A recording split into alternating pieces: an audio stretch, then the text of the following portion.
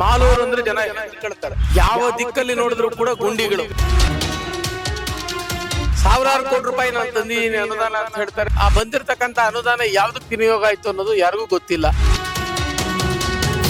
ಒಬ್ರು JDS ಇಂದ ಹಾರ್ ಬಂದವರು, ಇನ್ನೊಬ್ರು JDS ಇಂದ ಕಾಂಗ್ರೆಸ್ಗೆ ಹೋದಂತವ್ರು. ಇವರಿಬ್ಬರ ನಡುವೆ ಮಧ್ಯ ಸಿಕ್ಕಾಕೊಂಡಂತ ಯಾರು ಜನ ಇದ್ದಾರೆ. ಅವನ್ ಬಡವಾಗ್ತಾ ಇದ್ದಾನೆ. ಚುನಾವಣೆ ಆದ ನಂತರವೂ ಕೂಡ ಇವತ್ತಿಗೂ ಕೂಡ ಏನೋ ಸಮಸ್ಯೆಗಳ ಬಗ್ಗೆ ಕಾರ್ಯಕರ್ತರಿಗೆ ಏನೋ ತೊಂದರೆ ಆಗುತ್ತೆ ಅಂತಂದ್ರೆ ಕುಡಿ ವಿಜಯಕುಮಾರ್ ಬಂದು ಇದು ಮಾಡ್ತಿದ್ದಾರೆ. ವಿಶೇಷವಾಗಿ ಕೊರೋನಾ ಸಂದರ್ಭದಲ್ಲಿ ಅತಿ ಹೆಚ್ಚು ಜನಾನುರಾಗಿ ಕೆಲಸ ಮಾಡಿದಂತ ನಾಯಕ ಯಾರು ಅಂತಂದ್ರೆ ಕುಡಿ ವಿಜಯಕುಮಾರ್ ಹೆಸರು ಹೇಳಬೇಕಾಗತ್ತೆ. ಭಾಜಪದ ಅಭ್ಯರ್ಥಿ ಅಂತ ಅವ್ರನ್ನ ಗುರುತಿಸಿದ್ದು ಮೊದಲಿಗೆ. ಟಿಕೆಟ್ ಅವರಿಗೆ ಕೊಡ್ಲಿಲ್ಲ ಅಲ್ಲ, ಅವ್ರಿಗೆ ತಪ್ಪಿಸಲಾಯಿತು. ಪೊಲೀಸ್ ಸ್ಟೇಷನ್ ಅಲ್ಲಿ ಭ್ರಷ್ಟಾಚಾರ ತಾಂಡವಾಡ್ತಾ ಇದೆ. ತಾಲೂಕು ಆಫೀಸ್ಗೆ ಹೋದ್ರೆ ಯಾವುದೇ ಒಬ್ಬ ವ್ಯಕ್ತಿಗೂ ಕೂಡ ಕೆಲಸಗಳಾಗೋದೇ ಇಲ್ಲ. ಇಲ್ಲಿ ಕುಡಿ ವಿಜಯಕುಮಾರ್ ವ್ಯಕ್ತಿಯಾಗಿ ಬೆಳೀತಿಲ್ಲ, ಶಕ್ತಿಯಾಗಿ ಬೆಳೀತಿದ್ದಾರೆ. ನಿಮ್ಮ ಹೆಸರು? ಶಂಕರ್ ಅಂತ ಹೇಳಿ. ನೀವು ನೋಡಿದ ಬೆಸ್ಟ್ MLA ಯಾರು ಮಾಲೂರು? ಮಾಲೂರಿಗೆ ಬೆಸ್ಟ್ MLA ಅನ್ನೋದಕ್ಕಿಂತಲೂ ಜನಾನುರಾಗಿ ಇದ್ದಂಥವ್ರು ಅರಳೇರಿ ಮುನಿಸ್ವಾಮಿ ಅಂತ ಅನ್ನೋರು. ಅವರ ಸಂದರ್ಭದಲ್ಲಿ ಬಹಳಷ್ಟು ಜನಕ್ಕೆ ಅವರು ಭ್ರಷ್ಟಾಚಾರ ರಹಿತ ಯಾವುದೇ ಒಬ್ಬ ವ್ಯಕ್ತಿ ಹೋದ್ರು ಕೂಡ ಅವರು ಕೆಲಸ ಮಾಡಿಕೊಡ್ತಕ್ಕಂಥದ್ದು. ನಂತರ ಬಂದಂಥವ್ರು ದಾವಿರಪ್ಪನವರು ಪೀರಿಯಡಲ್ಲಿ ಅದು ಕೂಡ ಅವರು ಅಷ್ಟೇನೆ. ಅವರು ಜನಾನುರಾಗಿ ಆಗಿದ್ರು ಮತ್ತು ಯಾವುದೇ ಕಚೇರಿಗಳಲ್ಲಿ ಲಂಚಕೋರತನ ಆಮೇಲೆ ಭ್ರಷ್ಟಾಚಾರ ಇವು ಯಾವುದು ಇರಲಿಲ್ಲ. ಯಾವುದೇ ಒಬ್ಬ ವ್ಯಕ್ತಿಗೂ ಎಲ್ಲರಿಗೂ ಸಿಗುವಂತ ವ್ಯಕ್ತಿ ಆಗಿದ್ರು ಅವರು. ಮಾಲೂರಿಗಿರುವಂತ ಸಮಸ್ಯೆ, ಮಾಲೂರಿಗಿರ್ತಕ್ಕಂಥ ಸಮಸ್ಯೆ ಅಂತಂದ್ರೆ ಈಗ ಮಾಲೂರು ಅಂದ್ರೆ ಜನ ಹೆದರ್ಕೊಳ್ತಾರೆ. ಯಾಕೆಂದ್ರೆ ಯಾವ ದಿಕ್ಕಲ್ಲಿ ನೋಡಿದ್ರು ಕೂಡ ಗುಂಡಿ ಇಲ್ಲದ ರಸ್ತೆ ಇಲ್ಲ. ಆ ಗುಂಡಿಗಳಲ್ಲಿ ಪ್ರತಿನಿತ್ಯ ಸಾಯೋರ ಗೋಳಂತೂ ಕೇಳೋರಿಲ್ಲ. ಆ ಪ್ರತಿನಿತ್ಯ ಸಾಯೋರ ಬಗ್ಗೆ ಏನಾದ್ರು ನಾವು ವರದಿ ಮಾಡಿದ್ರೆ ಅವ್ರ ಮೇಲೆ ಇನ್ನೊಂದು ಕೇಸ್ ಬುಕ್ ಮಾಡ್ತಾರೆ. ಯಾರು? ಶಾಸಕರ ಕಡೆ, ಈಗಿನ ಶಾಸಕರ ಕಡೆಯವರು. ಅದು ಆಗಿದೆ. ಅವ್ರನ್ನ ಕರ್ಕೊಂಡೋಗಿ ಪೊಲೀಸ್ ಸ್ಟೇಷನ್ ಅಲ್ಲಿ ಕೂಡಿಸಿ ಅವ್ರನ್ನ ಗಟ್ಟಲೆ ಅವ್ರನ್ನ ಕೇಳ್ತಕ್ಕಂಥದ್ದು. ನೀನ್ ಯಾರು ಕೇಳಲಿಕ್ಕೆ ಅಂತ. ಸಾವಿರಾರು ಕೋಟಿ ರೂಪಾಯಿ ನಾನು ತಂದಿದ್ದೀನಿ ಅನುದಾನ ಅಂತ ಹೇಳ್ತಾರೆ. ಅದು ವಿಡಿಯೋ ಚಿತ್ರೀಕರಣನು ಕೂಡ ಸರ್ಕಲ್ ನಲ್ಲಿ ಹಾಕೊಂಡು ಎಲ್ಲ ಕಡೆ ಕಾಣಿಸ್ತಕ್ಕಂಥದ್ದು ಎರಡು ಅವ್ರು ಮಾಡಿರ್ತಕ್ಕಂಥ ಒಳ್ಳೆ ಕೆಲಸಗಳು ಅಂತಂದ್ರೆ ಇಂದಿರಾ ಕ್ಯಾಂಟೀನ್ ಅಂತ ಒಂದು ಮಾಡ್ಕೊಂಡಿದ್ದಾರೆ. ಅದರಲ್ಲಿ ಎಷ್ಟು ಜನ ಊಟ ಮಾಡ್ತಾರೋ ತಿಂಡಿ ತಿಂತಾರೋ ಅದು ನಂಗೆ ಗೊತ್ತಿಲ್ಲ. ಆದ್ರೆ ಅದೊಂದಿದೆ. ಅದು ಬಿಟ್ರೆ ಮುನ್ಸಿಪಾಲಿಟಿಯಲ್ಲಿ ಇರ್ತಕ್ಕಂಥ ಕೌನ್ಸಿಲರ್ಗಳನ್ನ ಕೊಂಡುಕೊಂಡದ್ದು ಅದು ಒಂದು ದಾಖಲೆ. ಅಂದ್ರೆ ಎಲ್ಲ ಕೌನ್ಸಿಲರ್ಗಳು ಕೂಡ ಅವರು ಹೇಳಿದ ರೀತಿಯಲ್ಲಿ ಕೇಳುವಂಥದ್ದು. ಪೊಲೀಸ್ ಸ್ಟೇಷನ್ ಅಲ್ಲಿ ಭ್ರಷ್ಟಾಚಾರ ತಾಂಡವಾಡ್ತಾ ಇದೆ. ತಾಲೂಕು ಆಫೀಸ್ಗೆ ಹೋದ್ರೆ ಯಾವುದೇ ಒಬ್ಬ ವ್ಯಕ್ತಿಗೂ ಕೂಡ ಕೆಲಸಗಳಾಗೋದೇ ಇಲ್ಲ. ಮಧ್ಯವರ್ತಿಗಳಿಲ್ಲದ ಯಾವ ಕೆಲಸಗಳನ್ನು ಮಾಡ್ಕೊಳ್ಳಿಕ್ಕೆ ಸಾಮಾನ್ಯ ಜನರಿಗೆ ಆಗ್ತಾ ಇಲ್ಲ. ಇದು ಮುಖ್ಯವಾಗಿ ಕಾಣಿಸ್ತಾ ಇರ್ತಕ್ಕಂಥ. ಸರ್, ಬೆಂಗಳೂರಲ್ಲಿ ಕುತ್ಕೊಂಡು ಮಾಲೂರು ನೋಡಿದಾಗ ಒಂದ್ ಕಡೆ ಮಂಜುನಾಥ್ ಗೌಡ್ರು, ಒಂದ್ ಕಡೆ ನಂಜೇಗೌಡರು ಕಿತ್ತಾಡ್ತಾನೆ ಇರ್ತಾರೆ. ಅವಲ್ಲ ಏನಂತ ಸಮಸ್ಯೆಗಳು? ಒಬ್ರು JDS ಇಂದ ಹಾರ್ ಬಂದವರು, ಇನ್ನೊಬ್ರು JDS ಇಂದ ಕಾಂಗ್ರೆಸ್ಗೆ ಹೋದಂತವ್ರು.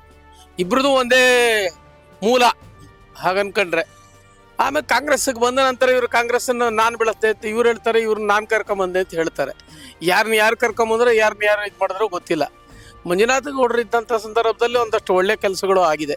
ಚಿಕ್ಕತಿರುಪತಿ ಡೆವಲಪ್ಮೆಂಟ್ ಆಗಿರ್ತಕ್ಕಂಥದ್ದು ಮತ್ತು ಹೊಂಡಾ ಸ್ಟೇಡಿಯಂ, ಈಗ ನಾವೇನು ಕಾಣ್ತಾ ಇದೀವಿ ಹೊಂಡಾ ಸ್ಟೇಡಿಯಮ್ಮು, ಅದು CSR ಫಂಡಿಂದ ಮಾಡಿಸಿದ್ರು ಕೂಡ ಅದರ ಪ್ರಯತ್ನದಲ್ಲಿ ಮಂಜುನಾಥ ಗೌಡರು ಮಾಡಿದ್ದಾರೆ, ಒಳ್ಳೆ ಕೆಲಸಗಳನ್ನು ಮಾಡಿದ್ದಾರೆ. ಇವರಿಬ್ಬರ ನಡುವೆ 2023 ಚುನಾವಣೆ ಗಮನಿಸಿದಾಗ ಒಟ್ಟಾರೆ 224 ಕ್ಷೇತ್ರಗಳಲ್ಲಿ ಒಬ್ಬ ಇಂಡಿಪೆಂಡೆಂಟ್ ಅಭ್ಯರ್ಥಿ 50,000 ಓಟ್ ತಗೊಂಡಿದ್ದು ಇಲ್ಲೇ. ಹೌದು, ಕುಡಿ ವಿಜಯಕುಮಾರ್. ಅವ್ರು ಎಲ್ಲಿ, ಅವರು ಏನ್ ಅವ್ರ ಲೆಕ್ಕಾಚಾರಗಳಿಗೆ? ಇಲ್ಲಿ ಮಾಲೂರಿನ ರಾಜಕೀಯ ಏನಾಯ್ತು ಅಂತಂದ್ರೆ ಕಾಂಗ್ರೆಸ್ಸಿನ ಮೂಲ ಭದ್ರಕೋಟೆ ಮೊದಲಿಗೆ. ಭಾಜಪ ಬೆಳೀತು. ಭಾಜಪ ಅಂದ್ರೆ MP ಕ್ಷೇತ್ರದ ಮೂಲಕ ಬೆಳೀತದು. MP ಯಲ್ಲಿ ಗೆಲ್ಲಿಸ್ಕೊಂಡ್ವಿ ನಾವು. ಆ MP ಆದಂತವ್ರು ಏನ್ ಮಾಡಿದ್ರು, ಅವ್ರು ಬೆಳೆದ್ರು, ಒಳ್ಳೆ ಚೆನ್ನಾಗಿ ಕೆಲಸ ಮಾಡ್ತಾ ಇದ್ರು. ಅಂದ್ರೆ ಇಲ್ಲಿ ಬಾಯಿ ಬಿಟ್ಟು ಮಾತಾಡ್ತಕ್ಕಂಥ ಒಬ್ಬ MP ಸಿಕ್ಕಿದ್ದು ಅಂದ್ರೆ ಮುನ್ಸ್ವಾಮಿ ಅವ್ರ ಪೀರಿಯಡ್ ಅಲ್ಲೇ. ಆತನಿಗೆ ಬರುತ್ತೋ ಇಲ್ಲೋ ಗೊತ್ತಿಲ್ಲ, ಭಾಷೆ ಬರುತ್ತೋ ಇಲ್ವೋ, ಆದ್ರೆ ಪ್ರಗತಿ ಪರವಾಗಿ ಅವರು ಒಂದಷ್ಟು ಚಿಂತನೆ ಮಾಡಿದ್ರು, ಮಾತಾಡಿದ್ರು. ಮುನ್ಸ್ವಾಮಿ ಅವ್ರ ಮೂಲಕ ಒಂದಷ್ಟು ಚಟುವಟಿಕೆಗಳು ಆಯ್ತು. ಆದ್ರೆ ಆ ಮುನ್ಸ್ವಾಮಿ ಅವ್ರು ಏನ್ ಮಾಡಿದ್ರು, ಎಲ್ಲ ತಾಲೂಕುಗಳಲ್ಲಿ ಅವ್ರದ್ದು ಪ್ರಾಬಲ್ಯ ಇರ್ಲಿಲ್ಲ. ಯಾಕೆಂದ್ರೆ ಅವ್ರನ್ನ ಹಿಂದುಳಿದು ಬಂದು ಅಂತ ಅನ್ನೋ ಕಾರಣಕ್ಕೂ ಅಥವಾ ಅವ್ರ ಕೈಯಲ್ಲಿ ಆಗ್ಲಿಲ್ವೋ ಅದು ಗೊತ್ತಿಲ್ಲ. ಭಾಜಪದ್ದು ಹೋಗ್ತಾ ಸ್ವಲ್ಪ ವೀಕ್ ಆಗ್ತಾ ಹೋಯ್ತು. ಯಾಕೆಂದ್ರೆ ಭಾಜಪದ ಕಿತ್ತಾಟದಿಂದಲೇ ಈ ನಂಜೇಗೌಡರು ಬಂದಿದ್ದು. ಭಾಜಪಕ್ಕೆ ಬಂದಂತ ಕ್ಯಾಂಡಿಡೇಟ್ಗಳು ಯಾರು ಸಂಘಟನೆಯಿಂದ RSS ಇಂದ ಬೆಳೆದಂತ ಕಾರ್ಯಕರ್ತರುಗಳು ವೈಮನಸ್ಯಗಳು ಅಥವಾ ಇನ್ನೊಂದು ಶೆಟ್ಟರ್ ನಂತರ ಇಲ್ಲಿ BJP ಅನ್ನಂಥದ್ದು ಬಾವುಟ ಹಿಡಿಯುವಂಥವ್ರು ಯಾರು ಸಿಗಲಿಲ್ಲ. ಅಂತ ಸಂದರ್ಭದಲ್ಲಿ ಏನಾಯ್ತು, ಹುಡಿ ವಿಜಯಕುಮಾರ್ ಇಲ್ಲಿಗೆ ಬಂದ್ರು. ಹುಡಿ ವಿಜಯಕುಮಾರ್ನ ಕರ್ಕೊಂಬಂದವರು ಕೂಡ ಕೃಷ್ಣಯ್ಯ ಶೆಟ್ರೆ. ಆ ಕೃಷ್ಣಯ್ಯ ಶೆಟ್ರೆ ಕರ್ಕೊಂಬಂದ ಮೇಲೆ ಹುಡಿ ವಿಜಯಕುಮಾರ್ ಏನ್ ಮಾಡಿದ್ರು, ಇಲ್ಲಿನ ಸಮಸ್ಯೆಗಳ ಬಗ್ಗೆ ಅರ್ಥಕೊಂಡ್ರು, ಅದರ ಬಗ್ಗೆ ಧ್ವನಿ ಆದ್ರು. ಆ ಧ್ವನಿಯಾಗಿದ್ದ ಪರಿಣಾಮ ಏನಾಯ್ತು, ಬರೀ ಧ್ವನಿಯಾಗಿದ್ದೊಂದೇ ಅಲ್ಲ, ವಿಶೇಷವಾಗಿ ಕೊರೋನಾ ಸಂದರ್ಭದಲ್ಲಿ ಅತಿ ಹೆಚ್ಚು ಜನಾನುರಾಗಿ ಕೆಲಸ ಮಾಡಿದಂತ ನಾಯಕ ಯಾರಂತಂದ್ರೆ ಹುಡಿ ವಿಜಯಕುಮಾರ್ ಹೆಸರು ಹೇಳ್ಬೇಕಾಗತ್ತೆ. ಯಾಕೆಂದ್ರೆ ಸ್ವತಃ ಅವರೇ ಫೀಲ್ಡ್ ಇಳಿದು ಔಷಧಿ ಸಿಂಪಡಣೆಯಿಂದ ಹಿಡಿದು ಆಹಾರ ಪಟ್ಟಣಗಳನ್ನ ಹಂಚೋದು, ಈ ತರದ್ ಎಲ್ಲದರನ್ನು ಮಾಡಿದ್ರು. ಸಂಘಟನೆ ಜೊತೆಗೆ ಬಹಳ ಕೆಲಸ ಮಾಡಿದ್ರು. ಹುಡಿ ವಿಜಯಕುಮಾರ್ ಮೂಲಕ ಅವ್ರಿಗೆ ಅಷ್ಟು 50,000 ಮತ ಬರಬೇಕಾದ್ರೆ ಭಾಜಪದ ಅಭ್ಯರ್ಥಿ ಅಂತಲೇ ಅವ್ರನ್ನ ಗುರುತಿಸಿದ್ದು. ಮೊದಲಿಗೆ ಟಿಕೆಟ್ ಅವರಿಗೆ ಕೊಡ್ಲಿಲ್ಲ ಅಲ್ಲ, ಅವ್ರಿಗೆ ತಪ್ಪಿಸಲಾಯಿತು. ಅದನ್ನು ತಪ್ಪಿಸಿದಂಥವ್ರು ಯಾರು ಅಂತ ನೀವು ಹೇಳೋದ್ರಲ್ಲೇ ಗೊತ್ತಿದೆ. ಅದರ ತಪ್ಪಿಸಿದ್ದು ಕೂಡ ಆ ಸಂದರ್ಭ ಅದು ಯಾವುದು ಏನು ಅನ್ನೋದು ಗೊತ್ತಿಲ್ಲ. ಆದ್ರೆ ಜನ ಅವ್ರನ್ನ ನಂಬಿದಂತ ಜನ ಕೈ ಬಿಡ್ಲಿಲ್ಲ. ಹುಡಿ ವಿಜಯಕುಮಾರ್ ಜೊತೆಲಿ ಕೆಲಸ ಮಾಡಿದಂಥವ್ರೆಲ್ಲರೂ ಕೂಡ ಪರಿವಾರದ ಕಾರ್ಯಕರ್ತರೆ. ಅಂದ್ರೆ ಸೆಕೆಂಡ್ ಲೈನ್ ಯಾರ್ಯಾರು ಇದ್ರು ಅವ್ರಿಗೂ ಕೂಡ ಮನನೊಂದು. ಯಾಕೆಂದ್ರೆ ಆ ಸಂದರ್ಭದಲ್ಲಿ ನಡೆದಂತ ಕಾರ್ಯಕ್ರಮಗಳಿತ್ತಲ್ಲ, ಆ ಕಾರ್ಯಕ್ರಮಗಳ ಮೂಲಕ ನೋಡಿ, ಇವಾಗ ಮೋದಿ ಬರ್ತ್ಡೇಗೆ ಇಡೀ ದೇಶದಲ್ಲಿ ಏನಾದ್ರು ರಕ್ತದಾನದ ಬಗ್ಗೆ ಒಂದು ಕಾರ್ಯಕ್ರಮ, ದಾಖಲಾದಂತ ಕಾರ್ಯಕ್ರಮ ಅಂತ ಯಾವ್ದಾರು ಇದ್ರೆ ಅದು ಹುಡಿ ವಿಜಯಕುಮಾರ್ ಮಾಡಿದಂತ ಕಾರ್ಯಕ್ರಮ. 28ಕ್ಕೆ ಏನಾದ್ರು ಬದಲಾವಣೆ ಬರುತ್ತೆ ಅಂತೀರಾ? 100% ಆಗತ್ತೆ. 100% ಬದಲಾವಣೆ ನಿಶ್ಚಿತ.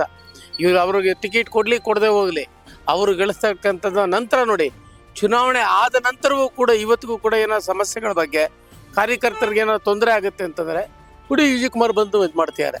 ವಿಶೇಷವಾಗಿ ಅವ್ರು ಮಾಡ್ತಾ ಇರ್ತಕ್ಕಂಥ ಹೆಲ್ತ್ ಕ್ಯಾಂಪ್ಗಳು, ಪಂಚಾಯಿತಿ ವೈಸ್ ಹೆಲ್ತ್ ಕ್ಯಾಂಪ್ಗಳು ಮಾಡ್ತಿದ್ದಾರೆ. ಆ ಪಂಚಾಯಿತಿಯಲ್ಲಿ ಆದಂತ ಅಲ್ಲಿ ಚಿಕಿತ್ಸೆಗೆ ಏನ್ ಬೇಕೋ ಅದಕ್ಕೆ ಸಹಕಾರ ಕೊಡ್ತಕ್ಕಂಥದ್ದು, ಅವನ್ನೆಲ್ಲ ನಡೆಸ್ತಕ್ಕಂಥದ್ದು. ಮತ್ ಜೊತೆಗೆ ಇಲ್ಲಿ ಹುಡಿ ವಿಜಯಕುಮಾರ್ ವ್ಯಕ್ತಿಯಾಗಿ ಬೆಳೀತಿಲ್ಲ, ಶಕ್ತಿಯಾಗಿ ಬೆಳೀತಿದ್ದಾರೆ. ಜನರ ಮನಸ್ಸನ್ನ ಅವರು ಗೆದ್ದಿದ್ದಾರೆ. ವಿಶೇಷವಾಗಿ ಅದು ಹೇಳಬೇಕು.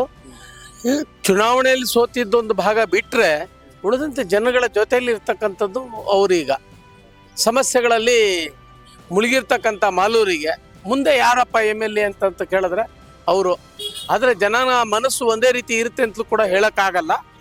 ಈಗ ನಡೀತಾ ಇರ್ತಕ್ಕಂಥ ಗೊಂದಲದಲ್ಲಿ ಏನಾಗುತ್ತೆ ಅನ್ನೋದು ಗೊತ್ತಿಲ್ಲ, ಮುಂದೆ ಏನಾಗುತ್ತೆ ಅಂತ ಹೇಳಿ. ಅವರು ಆಶಾವಾದಿಯಾಗಿದ್ದಾರೆ.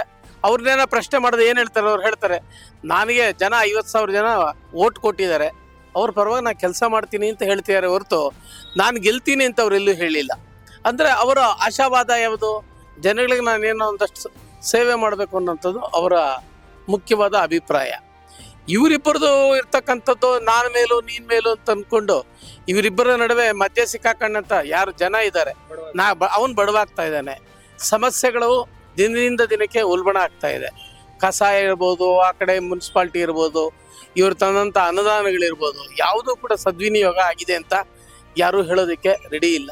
ವಿಶೇಷವಾಗಿ ಕೆರೆ ಅಭಿವೃದ್ಧಿಗೆ ಅಂತ ಹೇಳಿ ಮುನ್ಸಿಪಾಲ್ಟಿಯಲ್ಲಿ ಇದ್ದಂತ ಒಂದು 42 ಕೋಟಿಯನ್ನ ಅಲ್ಲಿ ಹಾಕಿದ್ದಾರೆ. ಯಾವುದೋ ಒಂದು ಫಂಡು ಒಟ್ಟಿನಲ್ಲಿ ಇದ್ದಂಥದ್ದು. ಆ ಫಂಡ್ ಟೌನ್ ಪ್ಲಾನಿಂಗ್, ನಗರಾಭಿವೃದ್ಧಿ ಪ್ರಾಧಿಕಾರದ್ದು, ಅದರ ಹಣವನ್ನು ತೆಗೆದುಕೊಂಡೋಗಿ ಕೆರೆ ಅಭಿವೃದ್ಧಿ ಮಾಡ್ತೀನಿ, ಇಲ್ಲಿ ವಾಕಿಂಗ್ ಟ್ರ್ಯಾಕ್ ಮಾಡ್ತೀನಿ, ಅದನ್ನ ಒಂದು ಪ್ರೇಕ್ಷಣೀಯ ಸ್ಥಳ ಮಾಡ್ತೀವಿ ಅಂತ ಹೇಳಿ ಮಾಡಿದ್ರು. ಅದೇ ಎಷ್ಟರ ಮಟ್ಟಿಗೆ ಅದಾಗುತ್ತೋ ಅನ್ನೋದು ಗೊತ್ತಿಲ್ಲ. ಆಮೇಲೆ ಹೇಳಿದ್ರು ಇಲ್ಲಿ ಅನುದಾನ ಕೊಟ್ಟಿದ್ದಾರೆ, ಇಲ್ಲಿಂದ ಫ್ಲೈಓವರ್ ಬ್ರಿಡ್ಜ್ ಕಟ್ತೀವಿ ಅಂತ ಹೇಳಿ ಹೊಸೂರು ರಸ್ತೆಗೆ. ಆ ಫ್ಲೈಓವರ್ ಬ್ರಿಡ್ಜು ಆಗ್ಲಿಲ್ಲ. ಅನುದಾನಗಳು ಬಂದಿದೆ, ಆ ಬಂದಿರತಕ್ಕಂಥ ಅನುದಾನ ಯಾವ್ದಕ್ಕೆ ವಿನಿಯೋಗ ಆಯ್ತು ಅನ್ನೋದು ಯಾರಿಗೂ ಗೊತ್ತಿಲ್ಲ. ಶಾಲಾ ಅಭಿವೃದ್ಧಿ ಆಗಬೇಕು, ವಿದ್ಯಾರ್ಥಿಗಳಿಗೆ ಪ್ರತಿನಿತ್ಯ ಹೋಗ್ತಕ್ಕಂಥ ವಿದ್ಯಾರ್ಥಿಗಳಿಗೆ ಕಷ್ಟ ಆಗ್ತಾ ಇದೆ. ಬಸ್ಗಳ ವ್ಯವಸ್ಥೆ ಪಕ್ಕ ಇಲ್ಲ, ರಸ್ತೆಗಳನ್ನಂತೂ ಕೇಳೋಂಗೆ ಇಲ್ಲ. ಆ ಡ್ರೈವರ್ ಇರ್ತಕ್ಕಂಥವ್ರು ವಿಶೇಷವಾಗಿ ಅದನ್ನ ಯಾರು ಕೇಳೋಂಥವ್ರಿಲ್ಲ. ಕಸ ಅಂತೂ ಎಲ್ಲಂದ್ರಲ್ಲಿ ಕಸ ಕಾಣಿಸ್ತಾ ಇದೆ, ತಿಪ್ಪೆಗುಂಡಿಗಳ ತರ ಇರುತ್ತೆ ಕಸ. ಆ ಕಸನೇನಾದ್ರು ನೀವು ಫೋಟೋ ಹಿಡಿದು ಜಿಲ್ಲಾಧಿಕಾರಿಗಳಿಗೆ ಹಾಕಿದ್ರೆ ಒಂದು 15 ದಿನಕ್ಕೆ ನೀವು 4 ಬಾರಿ ಕಳಿಸಿದ್ರೆ ಅದು ಒಂದು ತಿಂಗಳಲ್ಲಿ ಅದು ಖಾಲಿ ಆಗುತ್ತೆ. ಆ ಕಸದಲ್ಲೇ ನಾವು ವಾಸನೆ ಕುಡ್ಕೊಂಡು ಜೀವನ ಮಾಡ್ತಕ್ಕಂಥದ್ದು. ಆಮೇಲೆ ಡಾಕ್ಟರ್ಗಳಿದ್ದಾರೆ, ಇಲ್ಲಿರ್ತಕ್ಕಂಥ ಡಾಕ್ಟರ್ಗಳು ಯಾರು ಕೂಡ ತುರ್ತು ಚಿಕಿತ್ಸೆಗೆ ಯಾರಿಗೂ ಫಲಕಾರಿ ಆಗುವಂಥದ್ದು ಯಾವುದೂ ಇಲ್ಲ. ದಿಢೀರಂತ ಹೋಗಿ ಅಂತಾರೆ, ಜಾಲಪ್ಪ ಹಾಸ್ಪಿಟ್ಲಿಗೆ ಹೋಗಿ ಅಂತಾರೆ, ಇಲ್ಲ ಬೆಂಗಳೂರಿಗೆ ಹೊತ್ಕೊಂಡು ಹೋಗಿ ಅಂತಾರೆ. ಹಾಗಾಗಿ ಜನ ಇವತ್ತೇನಾಗಿದ್ದಾರೆ ಅಂತಂದ್ರೆ ಹೈರಾಣ ಆಗಿದ್ದಾರೆ. ಜನ ಯಾಕಾದ್ರೂ ನಾವು ಇಲ್ಲಿ ಮಾಲೂರಲ್ಲಿ ಇದ್ದೀವೋ ಅಂತ ಅನ್ನೋದು. ಬೆಂಗಳೂರಿಗೆ ಹತ್ತಿರದಲ್ಲಿ ಇದ್ರೂ ಕೂಡ ಸಾಮಾನ್ಯ ಜನರಿಗೆ ನಾಗರಿಕ ಸವಲತ್ತುಗಳು ಸಿಗದಿರ ಈ ಒಂದು ವಿಶೇಷವಾದಂಥ ಒಂದು ವಿದ್ಯಾರ್ಥಿಗಳಿದ್ದಾರೆ. ಪ್ರತಿನಿತ್ಯ ಟ್ರೈನ್ಗಳಲ್ಲಿ ಹೋಗ್ತಾರೆ, 4,000 ಜನಕ್ಕಿಂತಲೂ ಹೆಚ್ಚು ಒಂದು ಟ್ರೈನ್ ಬಂದು ನಿಂತ್ಕೊಂಡ್ರೆ 2,000 ಜನ ಇಳಿತಾರೆ ಹತ್ತಾರೆ. ಆದರೂ ಕೂಡ ಅವರು ಆ ಒದ್ದಾಟಗಳಲ್ಲೇ ಹಿಂಸೆ ಪಟ್ಕೊಂಡು ಅವ್ರ ಜೀವನ ಮಾಡ್ತಿದ್ದಾರೆ. ಅಂದ್ರೆ ಈ ಎಲ್ಲ ಕಷ್ಟಗಳಿಗೆ ಪರಿಹಾರ ಯಾವತ್ತು ಜನ ತೀರ್ಮಾನ ಮಾಡ್ಬೇಕು. ಜನ ತೀರ್ಮಾನ ಮಾಡ್ಬೇಕು ಈ ಸಾರಿ. ಅವ್ರಿಗೆ ಕೊಡ್ತಕ್ಕಂಥ ತೀರ್ಮಾನದಲ್ಲಿ ನಿಜಕ್ಕೂ ಯಾರು ಗೆಲ್ತಾರೆ ಅನ್ನೋದನ್ನ ಅವರು ಎಷ್ಟು ದುಡ್ಡು ಖರ್ಚು ಮಾಡಿದ್ರು ಏನೋ ನಾನು ದುಡ್ಡು ಖರ್ಚು ಮಾಡಿ ಓಟ್ ಗೆಲ್ತೀನಿ ಅಂತಕ್ಕಂಥದ್ದು ಇನ್ನು ಕನಸಿನ ಮಾತು ಮಾಲೂರಿನಲ್ಲಿ ಅಂತಕ್ಕಂಥ. ಕನೆಕ್ಟ್ ಕರ್ನಾಟಕ ಇದು ನಿಮ್ಮ ನೆಟ್ವರ್ಕ್.